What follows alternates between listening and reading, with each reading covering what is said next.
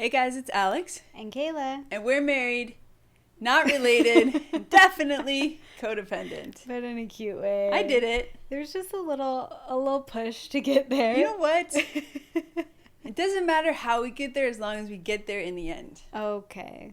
What else would you like to say, Mr. Pinterest? Well, I just feel like I just said it. Okay. Just a little disclaimer, if you're watching YouTube, and if you watched our last episode, first of all, welcome back. Second of all, we are still in Nicaragua, as you could probably tell from our studio, which means the electricity might go out. The power might go out, but we will keep speaking. We'll keep talking. You might not be able to see us anymore because of the light situation, but we do our best. Would you like to give Vlad, an inspiring quote about like how the light always perseveres or something? I feel like this is an opportunity. I'll say that the light always comes back, even after the dark. So sometimes you just gotta wait it out and the light will come back. Or the wound is the place the light enters. That's Rumi. Isn't it like the light enters where the cracks are? Something like that? Well, it's the same concept. But I hope you... We got Vladdy Daddy in the house today. She's a little zaddy. Yeah, she's a Vladdy Zaddy girl. And we hope you feel inspired by our plethora of Pinterest quotes and little disclaimers. Just feeling a little weird today, so. And what else is new? So, anyways, thank you for being here. Thank you for being queer. Thank you for subscribing. Thank you for subscribing. I'm telling you, every time we're like, hey, please don't forget about us. Are you guys out there? Please. Do you like this? Please subscribe. You guys always show up. So thank you. It means a lot. Thank you for sharing it with people. Thank you for chiming in. We have a growing crew of sister wives subscribers. Okay. Can I just also say on a side note, because I've gone down a little bit of a rabbit hole. This is part of being ADD, is the hyperfixation. And that's something I love. I love a good hyperfixation. And lately I've been hyperfixating on Mormon memoirs. Okay? To the point where you're reading more Mormon memoirs than anyone I've ever met. And, like, you don't even realize that sometimes you're about to start another Mormon memoir. Yeah. It's like you just keep choosing them. Right. Well, a lot of the times it's been consciously. Intentional, yeah. But regardless, and these are more like FLDS memoirs, so it's like fundamental Mormonism, which isn't the same as just like a regular Mormonism, where a big part of that is polygamy. And I'm saying this because sister wives. Yes. I see. So sometimes sister wives, will reply and they'll be like, whoa, like I still feel it's like jarring when you say sister wives. And I'm like, oh, it's kind of just like this silly, it was like a play on words of our podcast name and everything. But I read it all the time in these memoirs now. And I'm like, oh, we keep calling people our sister wives. Like, is that weird? It's probably not helping the whole like stigma around predator lesbian things, but you know, somewhere in my world, you just gotta laugh at somewhere in my brain, I think about, you know, some Mormon guy back in the day having a bunch of wives. Back in the day, this was like not that long ago. Can I finish my sentence? Okay. Thank you. You like to interrupt me. I think about a Mormon guy with many wives back in the day or something. But what if all of the sister wives were just like all hooking up with each other and they were like, you know, like that kind of is like a fun little fantasy for me to think about. Not like a sexual fantasy, but like, you know, they're like, I was thinking kind of like fucking the man, you know, yes. Because it's like maybe he has 4 wives, but they're all like secretly together. I was thinking like, yeah, what if they band together? Because it's like they obviously outnumber him. Yeah. But it's like when you have that many kids, they outnumber the parents. Yeah. And it can be scary. There's a lot going on. You got 6 kids in your family. You easily could have outnumbered your parents and just ran the roost. We did run the roost. that we absolutely did. Yeah. So anyways, we love you, sister wives, and we're feeling weird today. So it's my turn to lead Would You Rather. Okay. It's just going to be like a fun, silly, kind of marriage-themed Would You Rather. Okay. Would you rather always be the driver or always be the planner? Driver for sure, but I like being the planner too. We kind of split planning. We split planning. I would like to be both. No, you got to choose one. Well, the driver then. Okay. Thank God, because I would way rather have you be the driver than the planner. Not that you're a bad planner. I just hate driving. Okay. Yeah. Thank you for clarifying. I could see your face. You're like, what? No, you're a great planner. Offended. You're a great planner, but like I don't mind planning and I do mind driving. Okay, would you rather go to bed early together or stay up late but separately? Always early together. It would the harder one would be like Stay up late, period. Stay up late together or like go to bed early on your own. Okay. That would be hard for me. Okay, which one? You just did this to yourself and now you're looking at me like I did this to you. I don't know if I could answer that. I don't want to go to bed by myself. Okay. So I guess I would have to stay up late, but I would complain so much that you'd be so mad at me that you'd want to go to bed early. Correct. Yes. Would you rather never argue but always be slightly annoyed, or argue once a month and clear it all out? Okay. Old me. Like pre-medication, is that what we're saying? Yes. Okay. So first 3 years of our relationship would have... 3? 4. 4. Would have said, be a little annoyed all the time. Yes. Medicated Alix would say, argue once a month. And clear it all out. Clear it all out. Get it out of the system. Yeah. I agree. Obviously, I agree. We know where you stand. Okay. Would you rather share a phone charger forever or share a bathroom sink forever? That's rough. I would pick the sink, but you would hate that. Oh, this is like some real first world problem stuff. I get it. I really don't want to share a phone charger. I really don't want to share a sink with somebody who doesn't think they need to clean their like spit out of the sink because they think they have a self-cleaning sink because the self-cleaner is their wife. So that's how I feel. You. Would you rather share one blanket forever or sleep in a perfect temperature control but with separate blankets? I mean, don't you share blankets in bed with somebody? Like, isn't that a duvet? I know, but some people are weird. Like, they're like, oh, you always steal the blankets. Oh, just share a blanket? Okay. It's because you're the one that steals the blankets. I like our setup. That's why you don't care. I like our bed setup. We're not that bad with the blankets, but usually what happens is you don't think you do this, but you get hot, you kick the covers off. Yes. And then when I roll over, it moves because they're not on you. And then you get upset when you're like, I don't have any covers. Ah.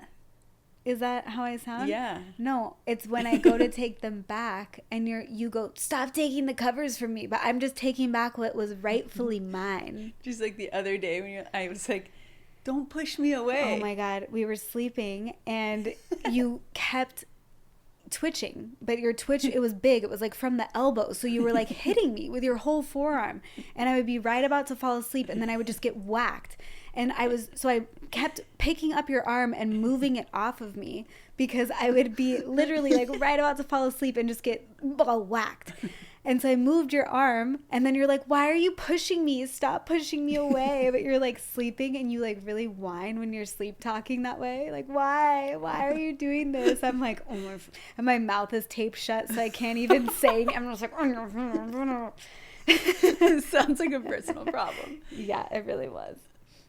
Okay, would you rather always choose to eat or choose what to eat? Not like when we're going out. Like, would you rather be the one to always choose what to eat or never choose what to eat? Always choose.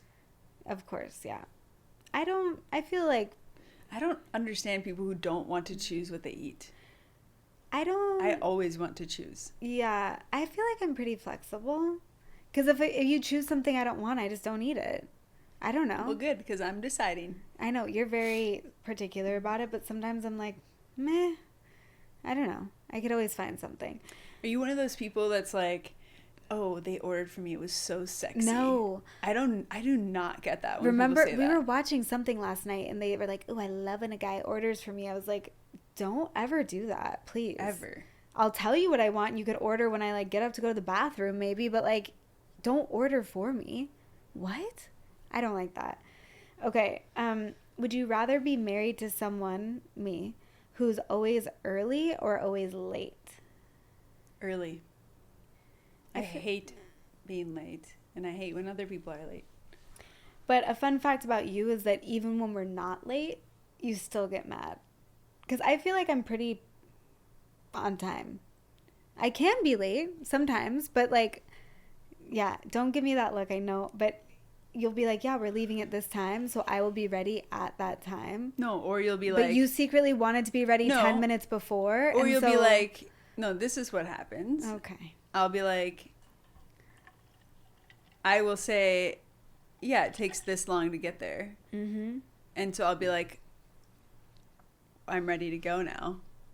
Okay, well, that's not how it works. Or like, I'm ready to go now. I would like to leave at 10 minutes until 10 or whatever. Uh-huh. And you'll be like, but we don't need to be there until this time. And I'm like, but I would like to leave at this time. And you'll be like... And I always accommodate And then to you'll you. say, we can leave 5 minutes later than that. And I'll say, I don't want to leave 5 minutes later than that. That's a different conversation. That's just deciding together when to leave, which, by the way, I always accommodate to your anxiety around... We're talking about travel specifically.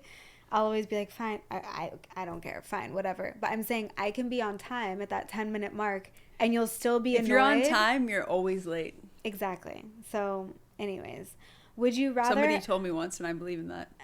Add it to the list of quotes for this. What is happening?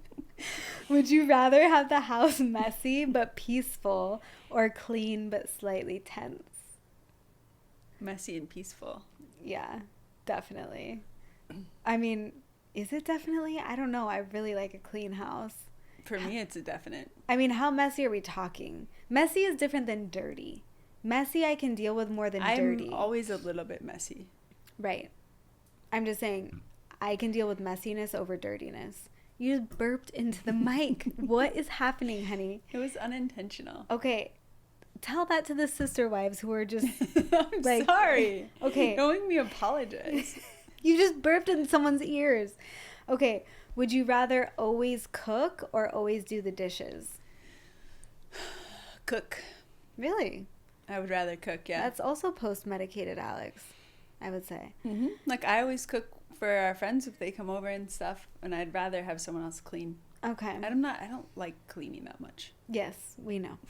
This is the last one. Would you rather have one argument that fixes everything or 10 tiny unresolved annoyances? Isn't this similar to the other one we just had? It's similar. One. Okay. And resolve it. Okay, what Don't about... you want to feel resolved? Well, yes, this is something I've been saying this whole time we've been together. But or what about like 10 tiny ones constantly?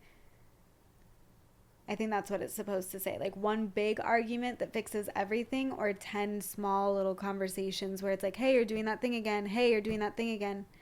You know? Oh. Then maybe the 10. Really? I don't think you would like that. That's because then you okay, then the 1. I don't know.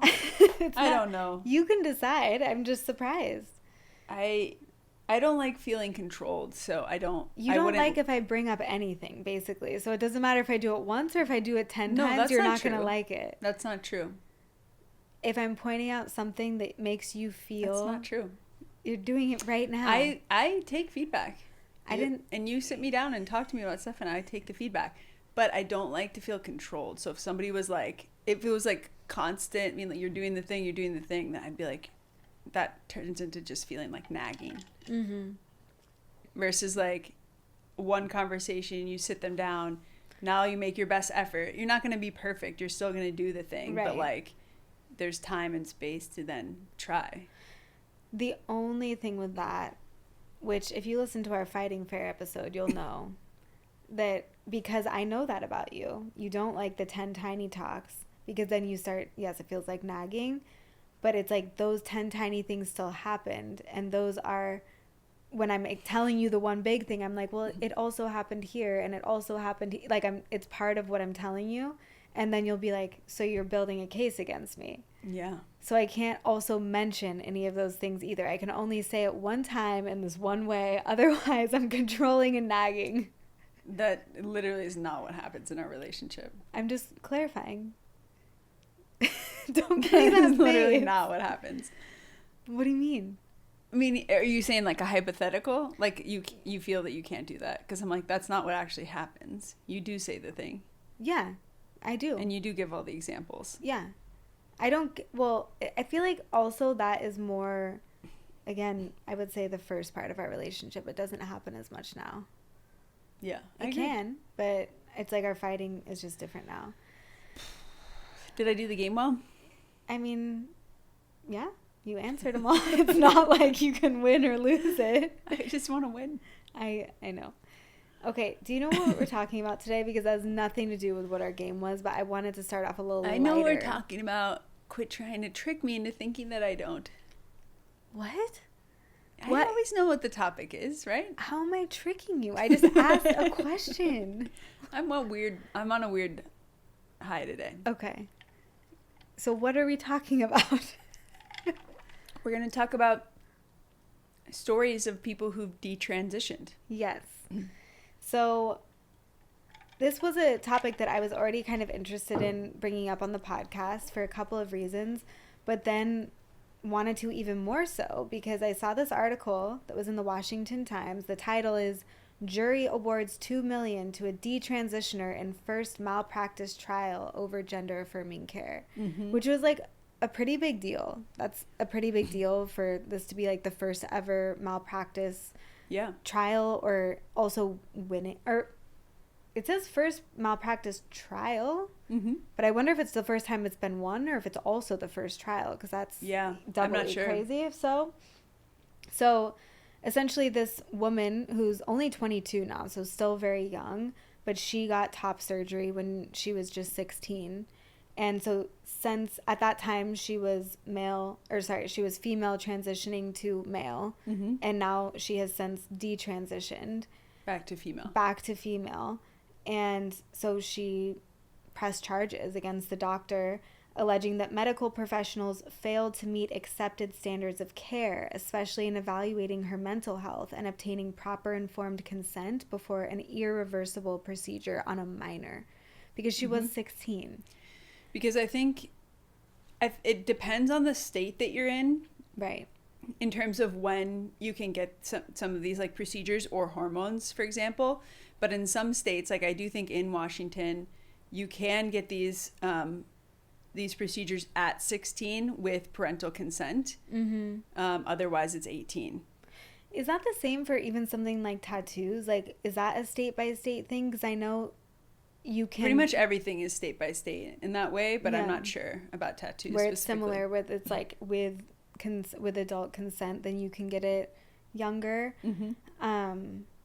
Yeah, I don't know, but I know... And I'm not sure like if in some states you don't need parental consent at 16, but I think in Washington you need consent at 16. But before 16, it's not allowed.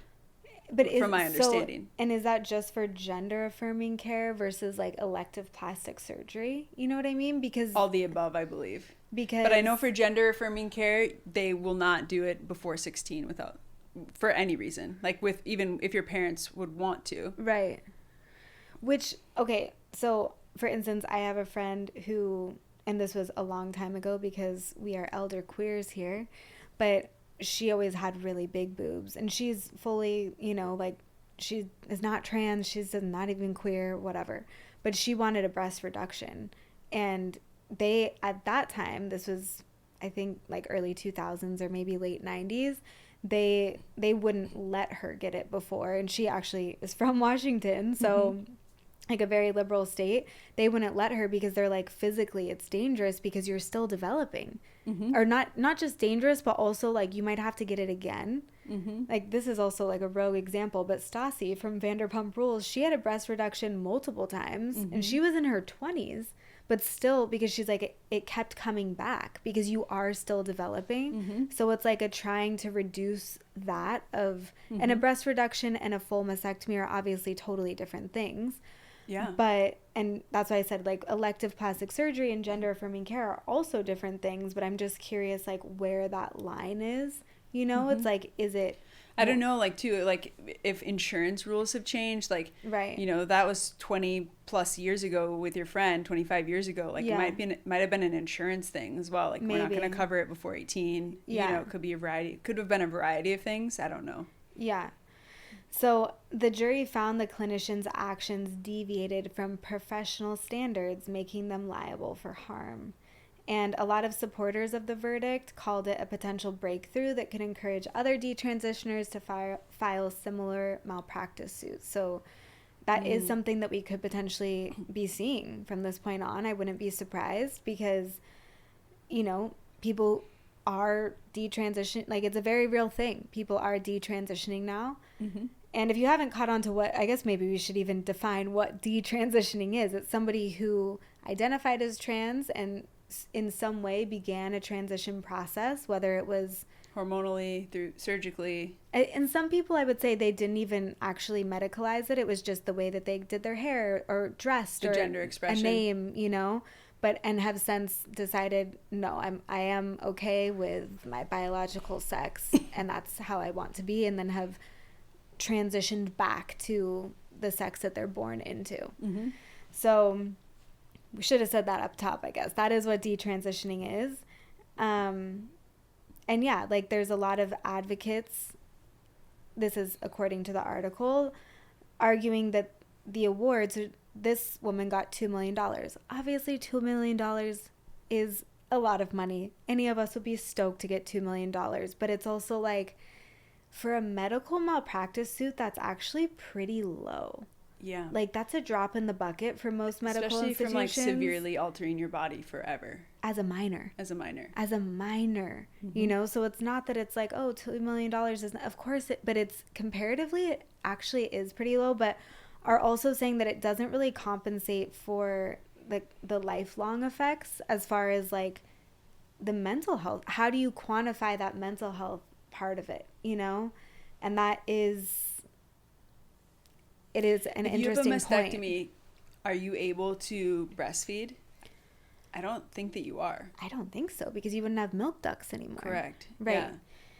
So there's like, I mean, there's a lot of, and then just like the physical implications, but there's a lot of like physical and mental implications, of course, of like having your body be, right, you know, not the same. Well, and so the thing that they talk about here, which I think is one of the most important components, informed consent. This is nowhere near the same, okay? But I went on birth control when I was 15. Mm-hmm. And I don't feel that I had informed consent. And I don't feel like my mom did either, you know, even as the adult. No. Because she'll say, like, I feel so bad. And I'm like, it isn't, I don't blame her at all. It's not her fault. She had just as much information as I did. I was having, you know, debilitating periods at that time. I had cysts on my ovaries, like, thought it was going to fix things, and it did help with those things.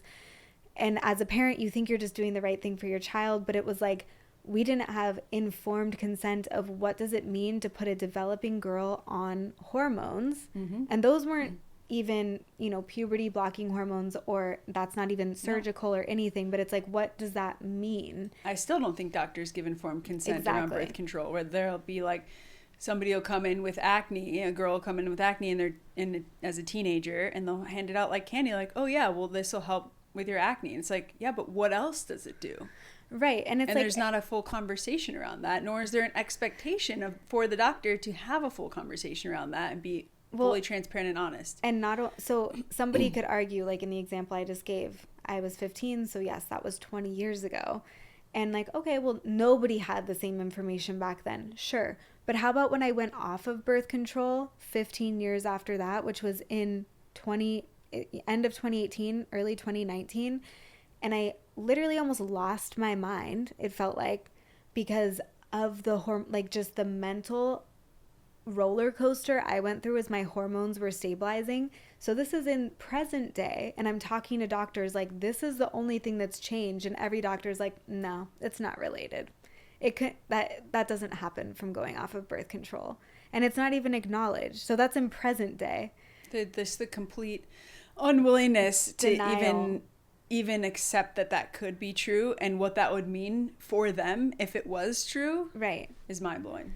So yeah, and that's just, you know, that's not even talking about identity and anything to do with that, like, but that is still hormonal, and it's just saying that informed consent piece, I think, is what is so important, because it's like, I think it can be very hard for a child, a minor, to give informed consent regardless, because we all know what it felt like to be a kid. We feel like we are so sure of things. We know what we want. Like, if I was able to get tattoos and do things like that before I was 18, I already got my first tattooed on my 18th birthday. lasered off because I regret that one. Lord knows what would happen if I started getting them earlier, you know? So I think it's hard for like true informed consent when it comes to minors anyways, because kids, they don't know things the way that we know as adults, and also their experiences are real and valid and their needs are real and valid. So it's like a hard, like, how do you, even if you gave informed consent to a child as far as like, this is what could happen if you have this surgery, how can a child know to make that big of a decision, you know? And what you're going to think and feel in 15 years when you're 30 years old. And that's what's, to me, what was so surprising about this case is they're only 22. Like, that's not even that long after. 22, no, you're still a child. By the time they decided to file a lawsuit and do all these things. Exactly. Like, could have been 20 or 21. Exactly. So it's like, in my mind, even being 22, you're still a child, you know, like you're still super young. And for you to already have had that 180 change, it is heartbreaking, you know? But so anyway, so this came up, and I have a feeling similar to what this article says that we will start seeing more of these suits come up now because, you know, transness being accepted and more like widely talked about and everything is really, obviously trans people have been around since the beginning of time, but as far as like the inclusivity and just kind of like general acceptance of trans people in society is, and therefore the numbers of people who are transitioning, right, is it's like kind of like the last 10 years, right? So, and within, I would say maybe the last like 4 to 5, maybe like 3 to 5, then there's also been more and more detransition stories coming out. So I think we're going to start seeing more of these lawsuits and just like conversations around it, because as time goes on, there's just going to be more people, you know, and therefore louder voices around it. But the other reason I wanted to talk about it is we've shared a lot of trans stories on this show before from your guys' submissions, and we love getting those. Again, I do still think that even though the number is growing of detransitioners, if we have any detransitioners, sister wives, of course we would love to hear from you. But I assumed, if I put that out on Instagram in a question box, the chances of there being someone is pretty slim. So we pulled stories from Reddit. But part of the reason that I wanted to share them at all is because so many people, trans and detransitioners, they still identify as queer in some way, you know, and like this show really is about amplifying queer voices and queer stories.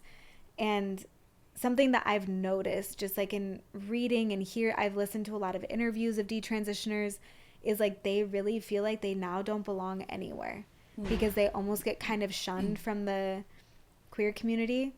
But then they're like straights also see them as different and not fitting in, and they could also like still be gay. It's like, so it's sad because what I feel like people who have detransitioned, because I've listened to a few stories like on podcasts and whatnot, and I feel like what they'll say is that that people who are trans, when they share their story about detransitioning, people will tell them that they're being harmful for sharing their story, whether they're trans. That they're, you know, the people that they're talking to, or straight people, even like straight people or other queer people will just tell them like it's so harmful to share a story like this, like because that takes away from the trans experience in some way. And it's like, but so they're not allowed to share their experience and like how this came to be, and it just seems it's counterintuitive. And it's very interesting that it's like when they were sharing their experience as a trans person, they were celebrated. And it doesn't mean that trans people also don't come with oppression, and like they obviously face a lot of adversity. That is undeniable. But if they were sharing their story as a trans person, that would be amplified, celebrated, shared. But then if they say, actually, this is not my experience, then it's harmful. Yeah, silenced. And so I think I don't agree with that, you know? And it reminds me, what does that remind you of? Anything? It reminds me of just like what we were talking about with the bi girls of it all, you know? It's like everything that happened in 2025 of big WLW or lesbian women who then Sure, got yeah. boyfriends. And it's like, oh, well, now we don't want to hear about your love. We don't want, you know, it's like, no, like you There's can no only space for this. exist in this one way.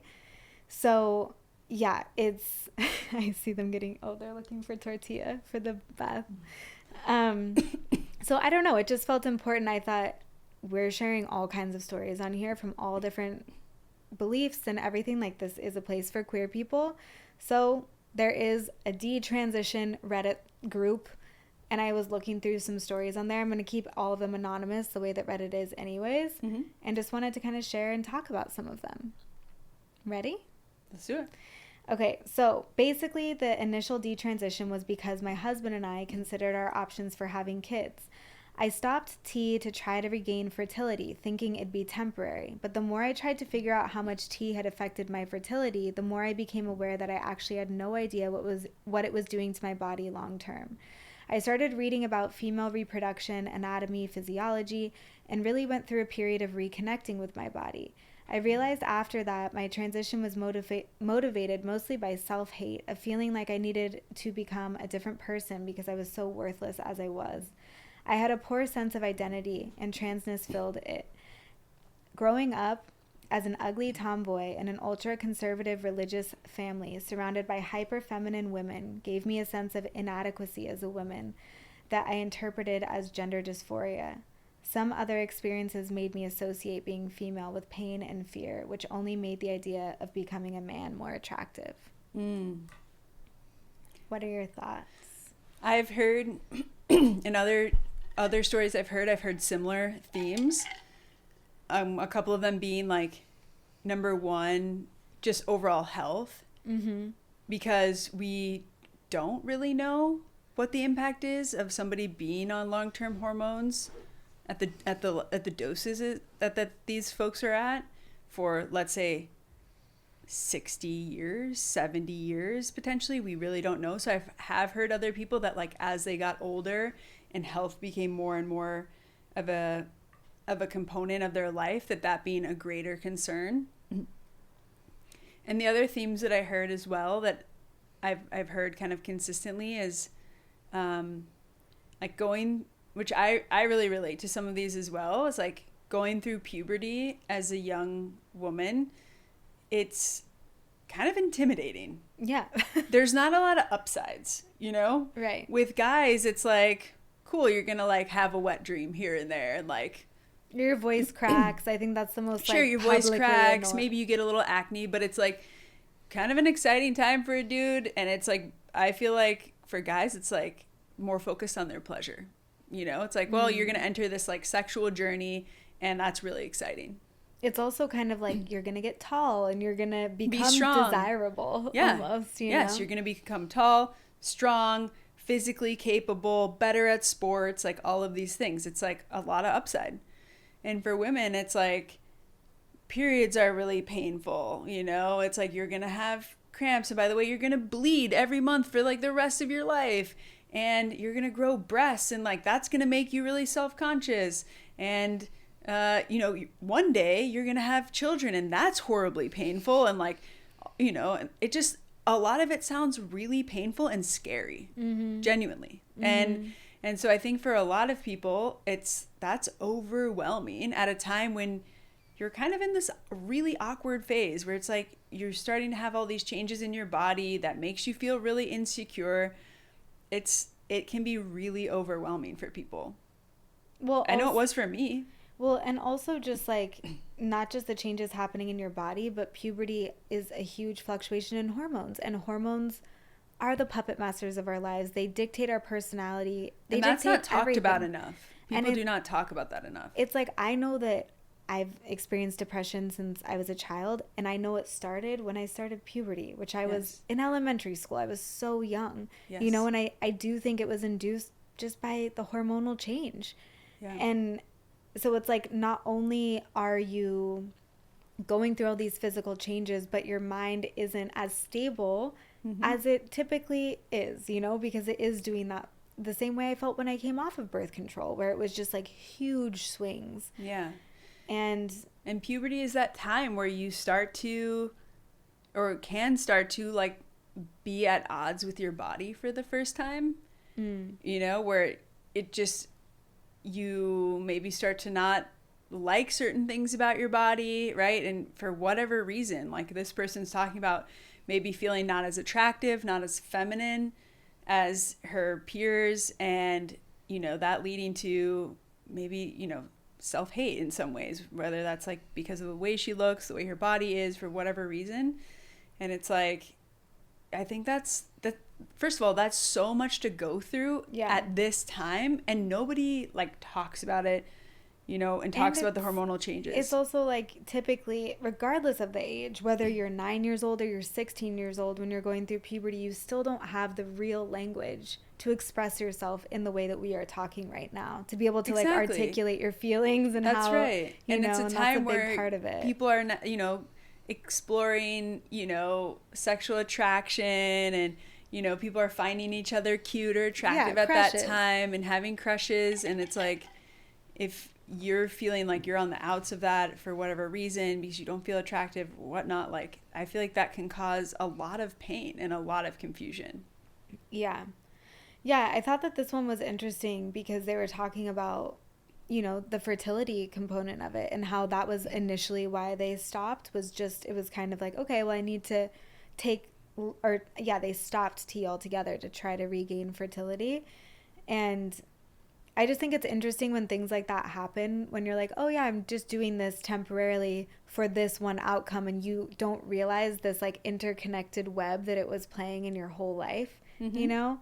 So I thought that was really interesting. And I'm also curious and hopeful if they were able to end up having kids. I hope that they were able to, on top of like everything else that they were going through. And I'm curious like how that might have impacted their relationship as well. I know. Marriage. That was the other thing that I was wondering, is because we've talked about that before with lesbian couples and somebody transitioning, you know, and how that impacts your identity as the other partner. If you really identify as a lesbian, or, you know, whatever it is, like, can you still be a lesbian if you're in a relationship now with a trans man? And because what if the husband like identifies as a gay man, right? And then, you know, it's like, how does that impact everything in their marriage?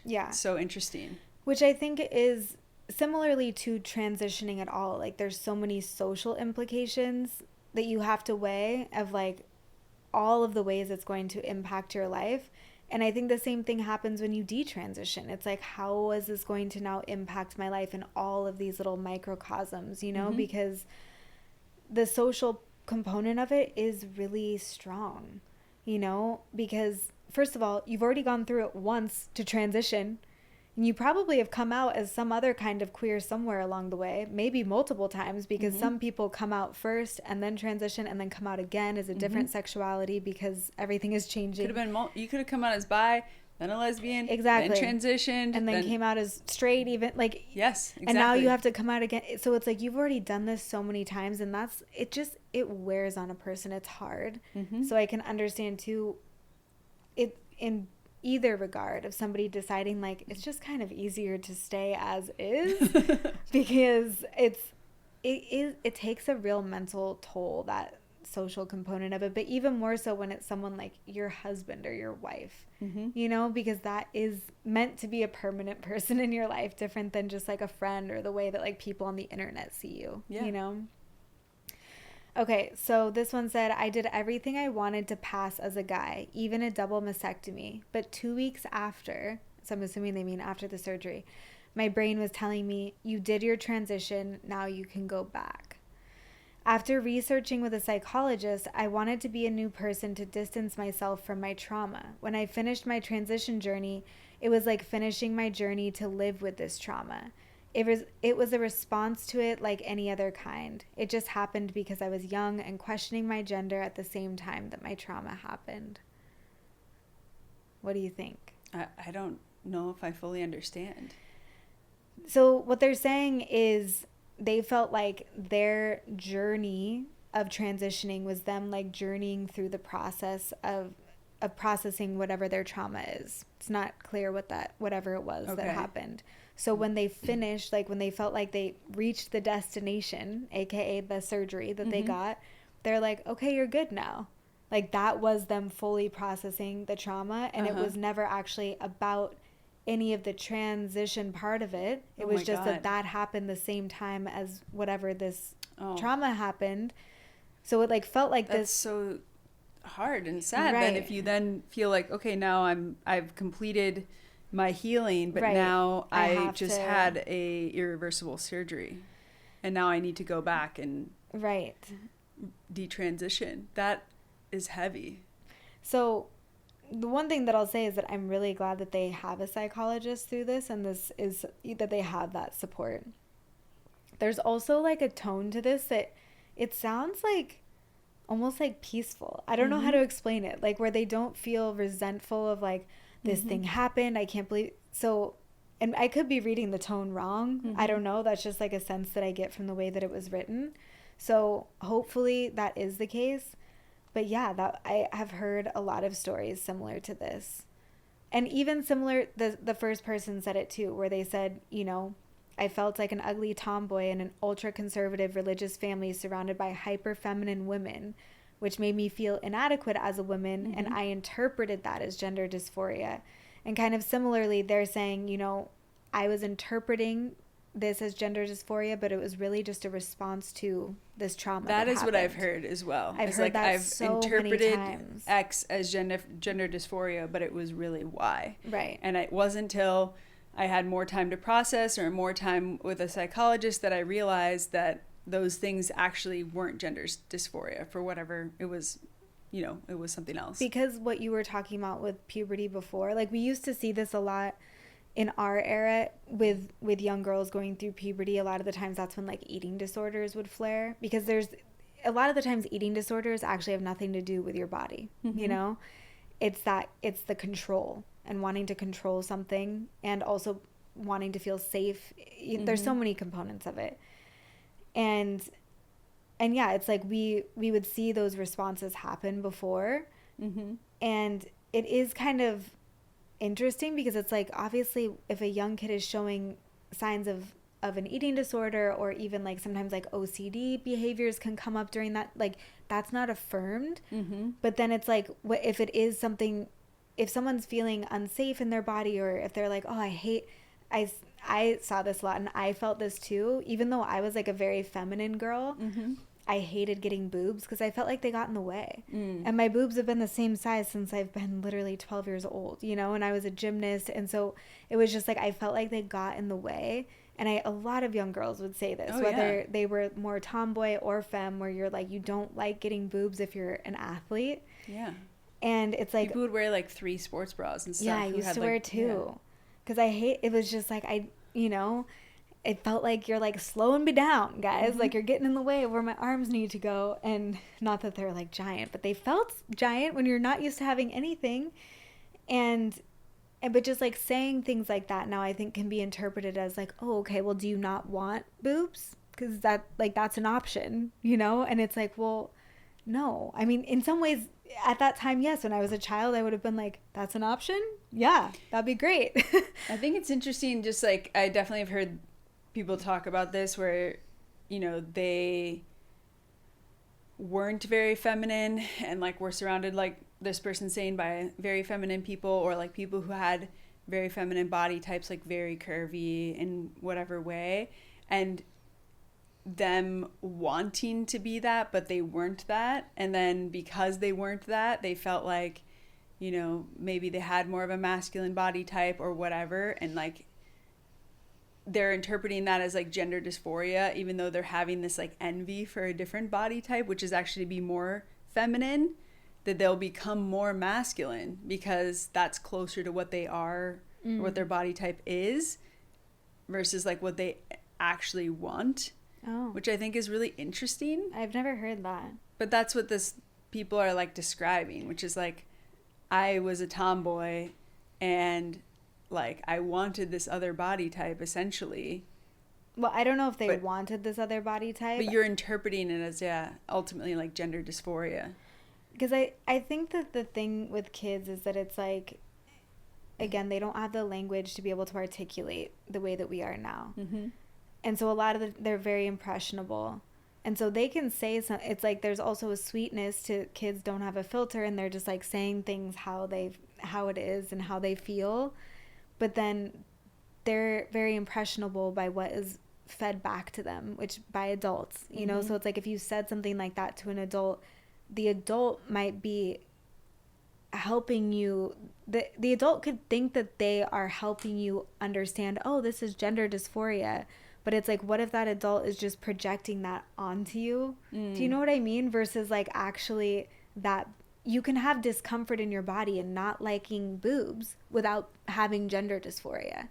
Yeah, because maybe you just feel embarrassed. Right. There's so many reasons. Or like the sports thing. It could be so many reasons. Like, I don't really know a lot of young girls growing up that were like, I'm stoked to get boobs. Happy that I have boobs. Yeah. It's like usually causes embarrassment, insecurities. You know, a feeling of not wanting your body to change. Yeah. And I think that's really tricky because, and this is something that I think both of those people said, is like, I thought this was gender dysphoria, or I thought I was trans, but it was really this. And it's that like confusion. And it's like, did that confusion come from themselves, or was that imposed on them from an adult? I don't know. Or like, from social media. Right. Which a lot of the times are adults, you know, or whatever. So yeah, it's just like, was that ever your own thought? Did you self-diagnose yourself that way because of, again, like content on social media? It is, and whether you're talking about transness or not, it's just like something for everyone to be aware of. It's like, what thoughts and beliefs are actually your own, you know what I mean? Versus like, oh, I thought that was my thought, but that's really just because it had been told to me so many times. It's really trippy. Yeah, social media is gnarly that way. I mean, we've talked about this recently, but it's like, there was like a recent, you know, kind of situation happening in the news, and I was like having certain thoughts, and I like sat down and was like, is this actually what I believe? Like, what if I think about it from this way? What if I think about it from this way? And I was like having this full on dialogue, trying to like dissect my thoughts and really come up with what is it that I actually believe from a nuanced place versus just like reacting, which is like the reaction is like actually the place in me that was influenced by other people's thoughts and beliefs, and realizing that, and then like being like, but what do I actually believe if I step back and I analyze this and come at it from nuance? And it's so interesting because it's like, it was one of the first times I felt like I consciously did that. Yeah. And you're 38 years old. And I'm 38 years old. So how the hell is a child supposed to be able to do that? Exactly. Because you have to like teach yourself how to do that. On top of the fact that you're also getting a lot is happening with dopamine and serotonin and everything by using the screen and getting likes. Like there's a lot happening in the brain chemistry already just from doing that. Yeah. And so trying to like pull back and observe yourself being in that auto scroll place. You just don't realize how much you're being influenced, like genuinely. Yeah. So, okay. Let me do, okay. This one I thought was interesting. So, transition never cured my dysphoria, no matter how well I passed. I was never enough because I wanted to be a man, not a trans man. But the underlying question was why? Why did I hate my birth sex and envy men and eroticize male sexuality? Because I was born female in a sexist society where I internalized misogynist messages and was sexually objectified before I was developmentally prepared to cope with it. And then sexually assaulted by a predator, which is really sad. Oh. So I created a fantasy identity that protected me from men and disassociated from my trauma. Back to trauma again. It was fine until I realized I wasn't happy being a fake man, they put in quotes. I don't actually like men. I felt trapped in a role and I was alienated from women and my truest self. That's really sad. Yeah. I will say a lot of these stories, they either mention trauma just kind of more all-encompassing, like that last one, or a lot of them do like explicitly talk about sexual trauma, which also makes me sad because I know there's a stigma, at least like with gayness. Oh yeah, absolutely. Or it's like your mom passed away when you're 6 and people will be like, do you think that's why you're gay? Like, yeah, you have a mother wound, I really do hate that, where it's like, Yeah. oh, well, you have this trauma, so that's why you're gay. Yeah. And I'm sure trans people feel the same way. It's like, fuck off, you know? Right. Like, Yeah. everybody has trauma. Everyone has trauma. Doesn't mean that those, like, not everyone becomes gay or trans or whatever, right? And so, like, going to that as, like, the source of why you become gay or trans or whatever, I think is, like, really annoying. It's also just... And, like, way oversimplifying. Exactly. I was like, if it was that simple, it's just like, okay, seriously, because how many young girls have had mothers who passed away by a certain age? How many of them are gay? You know what I mean? If that determined your gayness. I know multiple who had moms die before 10 and they're straight as a board. Yes. Yeah. So it just doesn't even make any, it like doesn't uphold anything. But I think it's interesting hearing from the voice. So this is also why I wanted to read these stories of people who, like, it's their story instead of, like a because typically you hear detransition stories on more like conservative outlets, conservative podcasts, because most conservative it's the narrative of what they want to share. Yeah. So they're like, see, yes, it is because that's very different than like hearing if they are explaining this themselves. And it's not about, like, is this political or not? This is just, like, these are realizations they came to themselves in their own psychologist's office and their own experience. I think that's so much more relevant, you know, than, like, yes, trying to feed a narrative for some voting, whatever. Yeah. You know? And this, like, this kind of, like, thought that I'm about to say comes from a place of, like, genuine curiosity, not from, like, any other place, but like something that I've thought about. And just I know many trans people in my life, but it's just something like I've always wondered, like, how people when they do transition, like how certain things change over time. And I've not like always I never like felt super comfortable asking the question. Maybe this is like a safer space, so I'm sure like people are not gonna like it. But I've always wondered, like, for example, like when you do transition and let's say you achieve like the appearance that you want to achieve, right? Yeah. And like, does gender dysphoria fully go away? You know, is that something that you continue to experience? Like, I don't know. That's something I've always been curious about. Like, because I don't hear people talk about that a lot, like in their transition experiences. And this person's like, you know, talking about how, you know, they never fully felt like a man. They never like they said like fake man and they kind of like achieved the appearance of looking like a man, but they never fully felt like one. And so I'm just so like that's like comes from a place of like genuine curiosity. Like, do other people experience that? I don't know, because it's just like it's not something that people would, I feel like, maybe open up about so in their process, because it's like it is such a hard journey to go through, and it is such a vulnerable thing to go through. And I don't know if saying those things would maybe like take away, but I don't know. It just, I empathize in that, like, you know, that some people could feel that way, and that would be super hard to go through, like a transition, and then like maybe still have those feeling lingering like you thoughts, never fully fit in, and feeling like a little bit inadequate in some way, and that would be super challenging to go through. It's like the curiosity comes from a place of empathy in this situation. So in researching for this episode, I also was looking at different Reddit groups of trans people. Like, some were male to female, female to male. Like, there's tons out there, because I also wanted to kind of like look at some of those counterpoints too. And one thing I thought that was really cool is like some people on there were pretty old, right? Like, there was this one that stood out that they transitioned when they were 39 and they're like 60 now or something. So that was obviously a long time. That's a later time to come out in general, but they've been, and I believe they were male to female. I can't remember. I think so, because it kind of reminded me of what is it called? The Tales of the City. And the main, the old woman, how Anna. Yeah, Anna.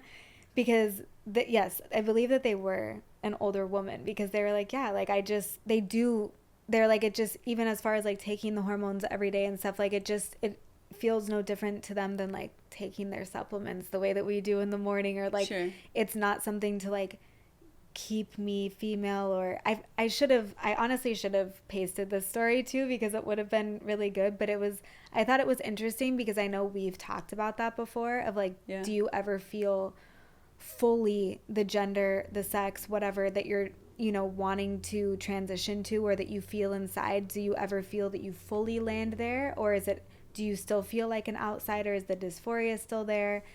And this person was kind of like, yeah, like it does, I feel 100% there.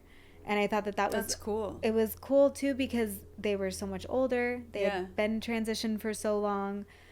But That's cool, because I would just like, I guess the thing that I struggle with is like, imagine going through this Yes. like huge transition physically, mentally, socially, and then to like feel disappointed, essentially. Yes. And yes. that is heartbreaking to me. And that's what so many of the detransition stories say. Talk about, you know, yeah. where it's like, yes, I thought this thing, which, by the way, gender, sexuality, all things aside, that is literally like one of the most cautionary tales of being human, where you have that mentality of, if this, then this.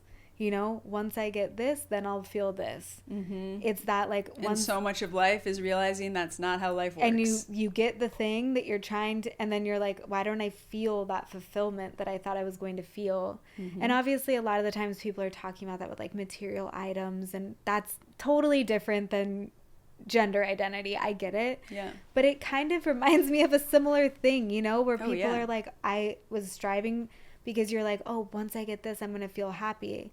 And then you get there and you're like, oh, it was never about this. It was really about this. Mm-hmm. And that's what like real good therapy, psychology, it keeps helps taking you under. Find those layers. Yes. Yeah. It's the like, but why? And like getting to the root of it. And this person describes it really well. So this is them describing what we're talking about. It's kind of like walking on a pebble. Gender dysphoria from OCD is like if every time your athlete's foot bothered you, you dropped a pebble in your shoe. Then you would go to the doctor because everything hurts. The doctor sees the pebbles and asks how they got there, or tries to get you to empty them out of the shoe. The doctor sees in your chart that you have chronic athlete's foot and sees the signs of infection on your toes, but instead of treating your real illness and your maladaptive coping technique, she tells you need to cut your big toe off, because the uniqueness, the you-ness of you is incompatible with having toes. You ask her if there's nothing else you can do, and get told you will always have athlete's foot and walk on pebbles as long as you have toes. You go home still walking on the pebbles, other toes still inflamed as fuck with athlete's foot. Now you're missing a perfectly good toe, trying to convince yourself that the lack of pain where your big toe was means you were really cured of something. You guys should be writers, by the way. Like, these are... Wow. That is a really interesting metaphor.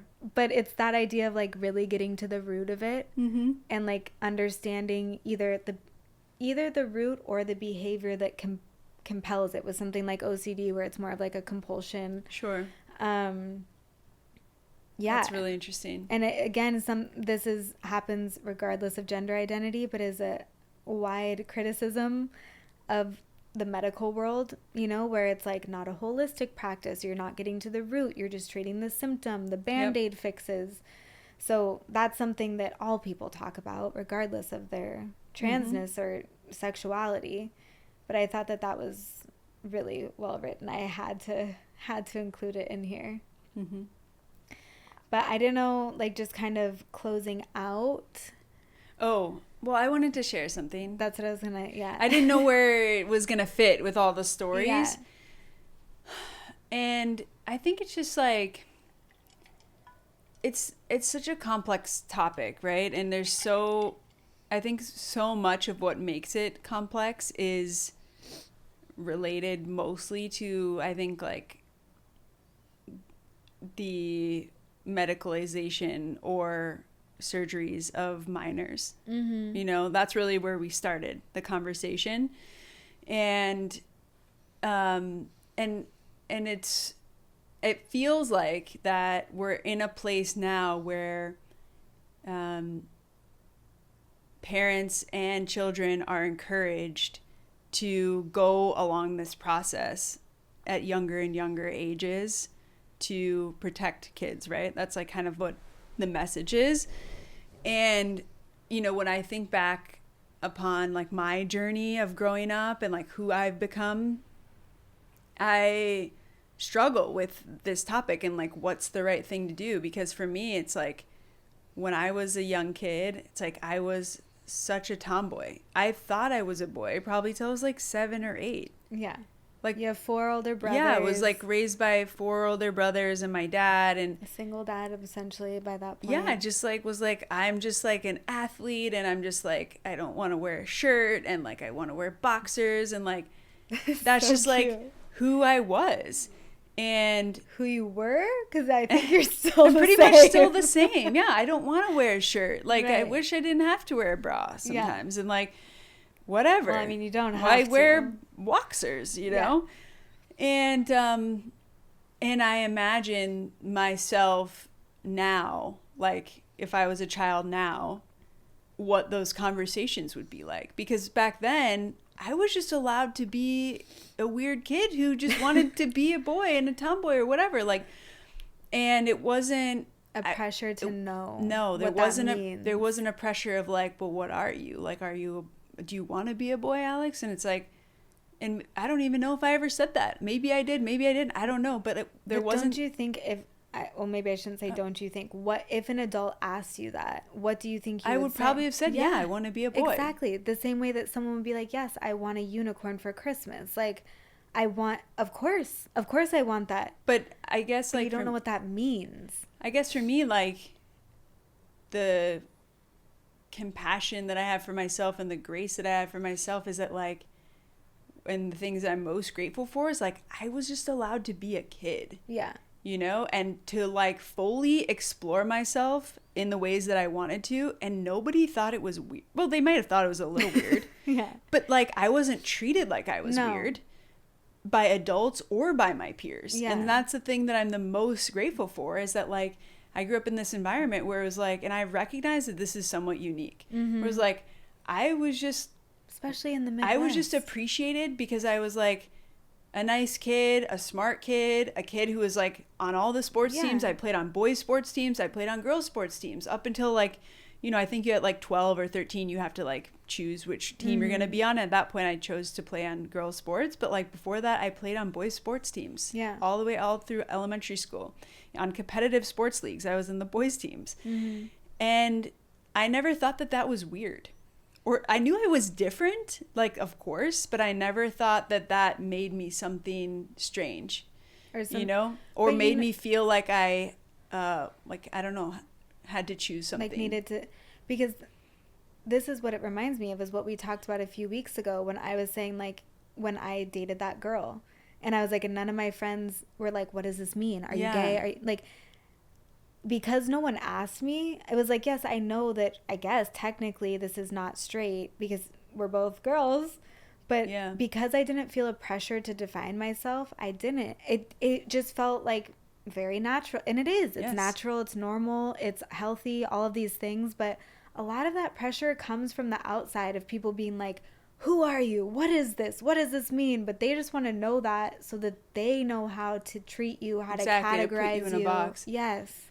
And and I feel like I stayed a tomboy, you know, and I understand everybody's different, right? But I'm just sharing from my experience. Right. I stayed a tomboy, and that I was able to kind of like explore who I was. And that didn't mean I never had thoughts of maybe, I don't know, what's considered gender dysphoria, but like I definitely remember being like, oh, I don't want boobs. Like my mom died of breast cancer, like maybe I should get a double mastectomy, you know, and like having those, and that would, you know, feel better for me in some ways. But then you grow and you let those like thoughts simmer and you think about it more, and like you realize like that's a pretty serious surgery. That's not just like, that's really intense. And it, you know, for me, it was just like, well, that's not the right choice for me, and I got genetic testing and realized like I fully explored it. That's what I was gonna say. Is this something, by the way, we've talked about? We've been together for 6 years in our 30s. Yeah. And this is something like so way later than childhood, where you're like, yeah, maybe I would do this, because, and it was more health related, where it's like my mom died of breast cancer and it like reduces this risk. And we talked to different breast specialists and stuff, and you're like, first of all, a lot of things that we learned from that we were not informed about, and like the actual reduction of risk, and you don't have the BRCA gene or anything as well, which is a huge component. But I was kind of surprised when, and this was very recently, just in less than a year, and you were like, no, I don't want the surgery. Actually, I was like, oh, really? Like, because before, when we first were together, you were more like, yes, I did want it. You wanted it. And I did want it, but it's like, it is a very serious surgery. It's a very serious surgery. Like, you're removing your body parts. Like, Well, and not only that, it was interesting for me to hear you say, you're like, yeah, like, I like my boobs, you know? Like, and I was like, okay, like, great. Yeah, know? I don't want them there, but it's like, I also don't want to have no nipple sensation, right. Or like, you lose things when you lose body parts, right. When they're removed from you. And it's like, I don't know. It's like, I do think that those things, it's like, 20 years ago, I might have just done it. Right.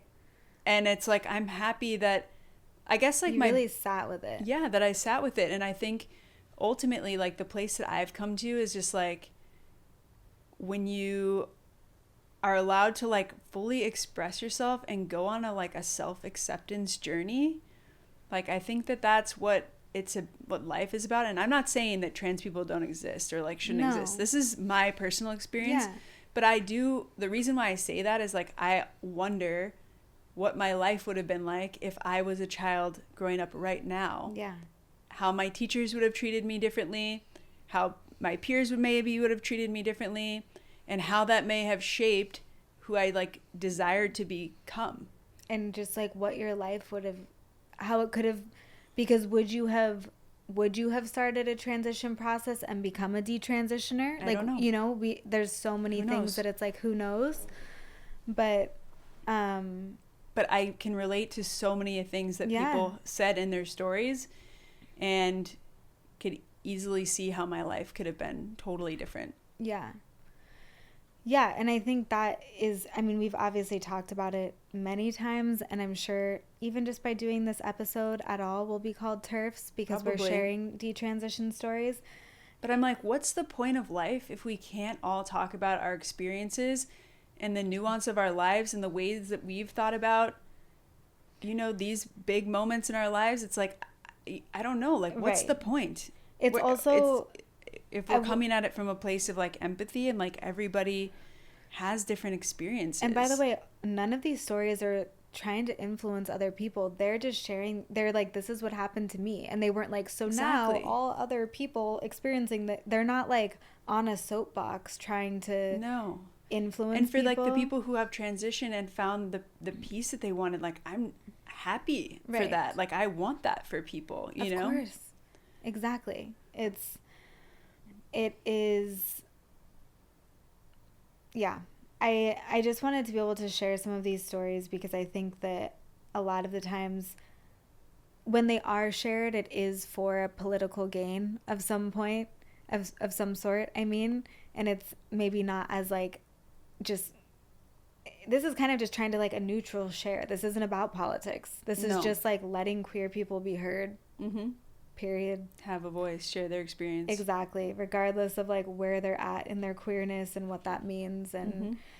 And yeah, and there are a lot of fascinating interviews to hear of detransition people if you want to look more into that, or if we do have any sister wives who want to share their stories with us, we're always super open. Yeah.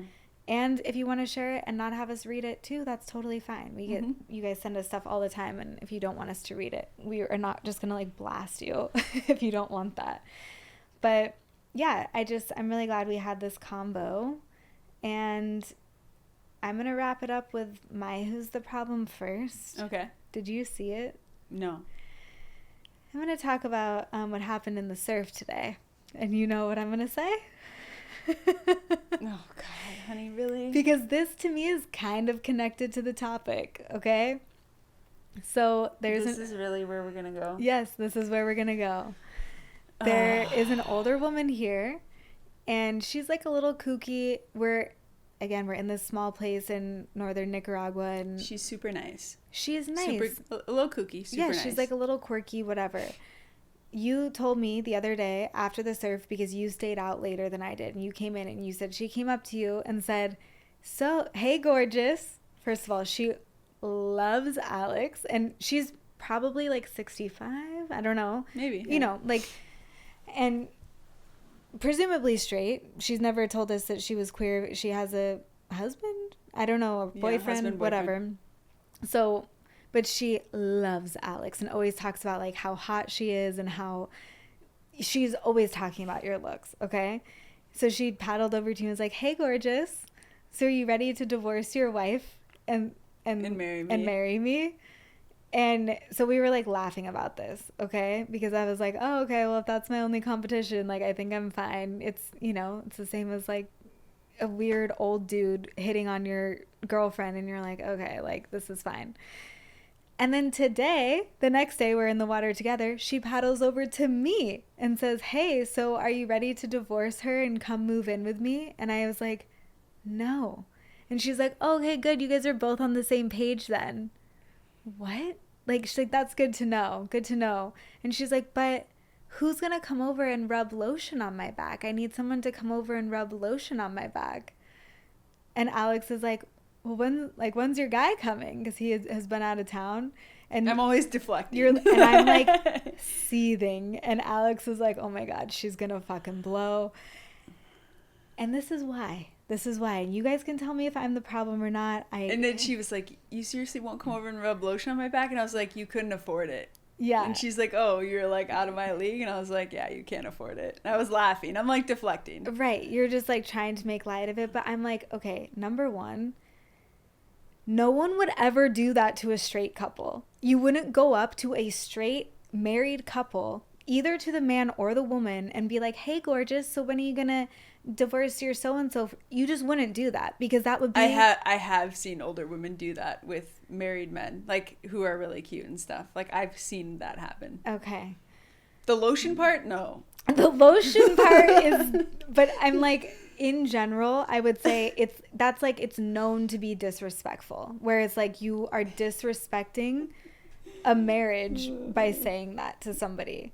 So it's partially that, where it's like, okay, I'm not saying she is a homophobic person. I think you can do something that has homophobic undertone. I think she's fucking queer, honestly. I really do. Who knows? Maybe. But it's like, it's just like, the reason it's homophobic is because that's not how you would treat a straight person. That is not how you would treat a straight person. I'm sorry. It's not. I think a lot of, I've seen a lot of older ladies who like flirt with, you know, with guys that are married and stuff like all the time. So I don't think it's that crazy. Or I think she thinks she's being like... She thinks she's being funny. I get it. Nice. The same way that when complimentary of us. Right. You know when old dudes think they're being funny and they're just being creepy? It's the same thing. It's not less creepy because you're a woman, but it's I think it's that too, where it's like a misogyny thing where it's like you're objectifying. It's the objectification where it's like, yes, and also like gay people are sex workers who you could just pay to come over and rub lotion on your back. Like, no, honey. No, I don't like it. I don't like it. It's just like... There were so many other people in the lineup and other couples. She never does that to them. Only the gays. We don't know for sure. You guys let me know who's the problem. Am I being crazy? Or is she the problem? Don't let her know that she is the problem. I mean, I'm just happy that you bit your tongue. I didn't know you were going to bring this up on the podcast. Well, I did. It was in the outline. You could have read it. Okay. I didn't read it. What's yours? Okay. Mine, I need to tell a little bit of a story, if that's okay. We're going to go back to when I was 9 years old. Okay. We're going deep. It's one of your favorite stories, and it makes you the saddest, okay? Honey. We all know that I was kind of a weird kid, but... Don't try to who's the problem yourself. They are the problem. Just let me say it. Okay, but... Like I said, I didn't know that I was kind of a weird kid. Stop saying you were weird. You were just a tomboy. Yeah. That's not weird. Well, I kind of probably had unique interests as well as a 9-year-old. Like, I was really into, like, reading the newspaper. I was into politics. Nerdy. You were nerdy. But I was also really athletic. And where I grew up, I was friends with everybody. Yeah, she wants you to know she was very popular and cool. I wasn't, like, bullied for being different. You know, I had, like, was friends with all the guys. I was friends with all the girls. It was, like... I was a popular kid, okay? And so that was my experience, was that bubble, that world that I grew up in. And when I was 9, I went to space camp. Because she's a nerd, and that's what's cute. You're still a nerd. By the way, I am a nerd. Yes, it's a good thing. Marry nerds. They are stable, reliable. So I went to space camp, and I was like really excited to go. I was like 9 years old, and I went on a plane by myself for the first time. Like I had to have like one of those escorts on the plane where you see kids, so cute. But anyway, so I go down to Houston to go to space camp from Wisconsin. And I remember like when you like go to get your bags, like everybody who's going to space camp was arriving at the same time. There's like, they're picking up the kids, you know, because they have to have like an adult, you're like taking care of them. And I remember being at the airport and like meeting all the other kids, and everybody was like, are you a boy or are you a girl? Because I was like probably wearing a backwards hat and like basketball shorts and whatever. And I was like, I'm a girl. And they're like, no, you're not. Like, you're a boy. And then everybody started being really mean to me. And they were mean to me for the whole week. So sad. And so I was there for like a week. And nothing like this had ever happened to me before. Yeah. Like, I didn't realize that I like was like looked different. Do you know what I mean? It was like, obviously you know that, but you don't like connect it when people don't treat you differently. And so I remember like, I felt so uncomfortable because everyone was so mean to me. I couldn't sleep in like the girls' dorms at night, and so I had to sleep in my camp counselor's office the whole week. And Who could the possible problem be other than these like, little dicks? And I remember like calling home crying like every night, but I never told my parents why. Yeah. I think I just like made up that like I wasn't feeling good or whatever, and I never told them like what was happening. That happens a lot with bullying, where kids don't want to say because there's a shame. My parents still to this day, I don't think they know. And this camp counselor, like, he was so nice to me, and he stayed up every night with me, and I would like sleep on his couch, and he would just like wait till I like went to sleep, and you know, whatever, then he would go to his dorm and whatever. Then he'd come back like before I woke up in the morning.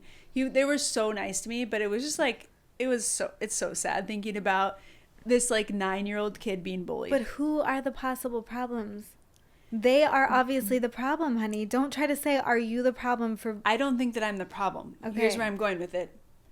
My question is like, who's the problem? Because it's like this... Where I grew up, it was like societally acceptable for me to be me. Yeah. And then I left that bubble and went to a new bubble where it was not society acceptable to be a weird tomboy nerd. Okay? And it's like... And... now I think about it to like kids growing up now, and I'm like, I feel like we're the problem. Society is the problem for like not letting kids just be kids and like be fucking weird, and like we create these dynamics of like needing to know, and then like our kids then bully these like kids that are different from them, and I'm like, it's not really. Well, I would also like to blame the government because I will do that any chance I could get. So yeah, is the problem the government? Yes, because everything is politicized. Society? It's like even childhood is politicized at this point, where it's like your gender identity is and it's like, yes, I understand that politics are pervasive and they are part of our everything. And also there is a huge detriment to that. Can I just read one more line that somebody wrote that I thought was kind of brilliant? They said, the liberal grifters on social media and TikTok capitalizing on this gender moment are just as pervasive as the conservative anti-queer traditionalists. That's so true. It's so true. That is so true. Because they're talking about extremism. That is the problem. And I think that's the answer to who's the problem. It's that like... Because when you think about a child's experience, especially at that age, it's like, if we create an environment that is just like wholesome, which is what I grew up in. My childhood was so wholesome. Yeah. And when I look around, it's like, that's not what kids get to experience anymore. But if we created that wholesome experience where kids just get to be kids and they get to figure out who they are. Yeah. And they're not in this space where people are bullying them for being different. It's just like, I think that's like the source of so many of our issues. It's like, that's the thing that I'm like most grateful for, is like just the environment that I was able to grow up in. Yeah. Anyways, that's who's the problem? Yeah. So the government, that's my answer. Society, because society is a response to the government, I think. But that's a whole separate topic.